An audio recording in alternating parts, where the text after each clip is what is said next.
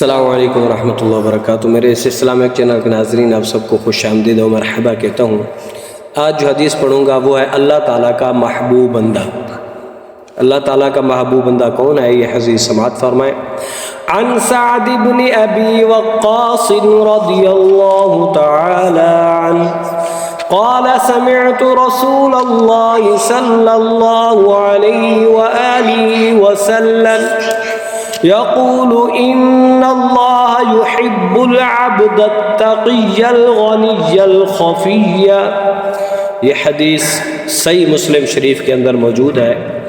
اس حدیث کا جو نمبر ہے 7432 ہے۔ آئیے اس کا ترجمہ سماعت فرمائیں۔ حضرت سعد بن ابی وقاص رضی اللہ تعالیٰ عنہ سے مروی ہے کہ میں نے رسول اللہ صلی اللہ علیہ وآلہ وسلم کو فرماتے ہوئے سنا ہے کہ اللہ تعالیٰ اپنے بندے سے محبت رکھتا ہے۔ سبحان اللہ۔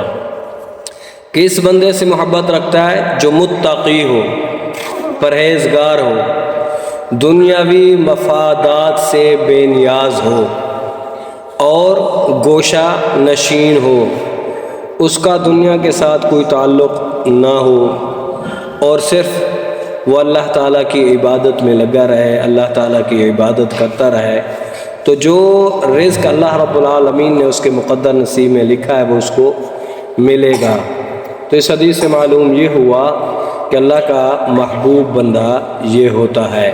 تو اللہ تعالی ہمیں بھی ایسا بننے کی توفیق عطا فرمائے۔